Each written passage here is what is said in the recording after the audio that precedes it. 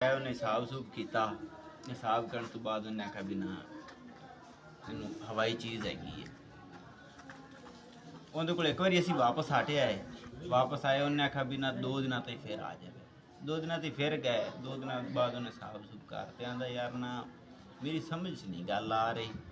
ਸਿੱਖਾ ਫਿਰ ਆਂਦਾ ਇੱਕ ਵਾਰੀ 2 ਦਿਨ ਛੱਡ ਕੇ ਫਿਰ ਆ ਜਾਏ।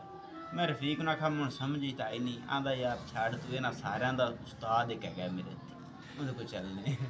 ਮੈਂ ਕਿਹਾ ਉਹ ਕਿਹੜਾ ਹੈਗਾ? ਆਂਦਾ ਪਾਓ ਮਾਛੀ ਬਣ ਚੱਲਣੇ। ਮੈਂ ਕਿਹਾ ਚੱਲ।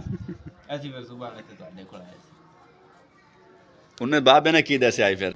ਸਮਝ ਨਹੀਂ ਆਈ ਉਹਨੂੰ। ਉਹਨੇ ਕਿਹਾ ਸਮਝ ਨਹੀਂ ਮੈਨੂੰ ਆਉਂਦੀ ਪਈ। 2 ਵਾਰੀ ਗਿਆ ਨਾ ਤਾਂ ਤੀਸਰੀ ਵਾਰੀ ਆਂਦਾ ਯਾਰ ਮੈਂ ਸਮਝ ਨਹੀਂ ਆਉਂਦੀ ਪਈ। ਤੇ 2 ਦਿਨ ਛੱਡ ਕੇ ਫਿਰ ਪੈਸੇ ਜੈਸੇ ਲੈਣ ਸੀ। ਪੈਸੇ ਤਾਂ ਫਿਰ ਦੇਣੇ ਪੈਂਦੇ। ਅੱਛਾ ਅੱਛਾ, ਸਾਡੇ ਕੋਲ ਆਪੇ ਮੰਗ ਲੈਣ। ਮਾੜੇ ਮੋਟੇ।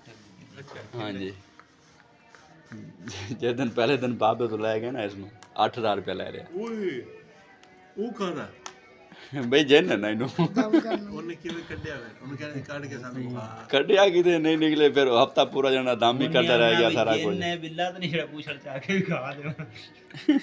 ਬਸ ਇਸੇ ਗੱਲ ਦਾ ਹੀ ਫਾਇਦਾ ਉਠਾਉਂਦੇ ਨੇ। ਇਸੇ ਗੱਲ ਇਸੇ ਗੱਲ ਦਾ ਹੀ ਤਾਂ ਫਾਇਦਾ ਉਠਾਉਂਦੇ ਨੇ।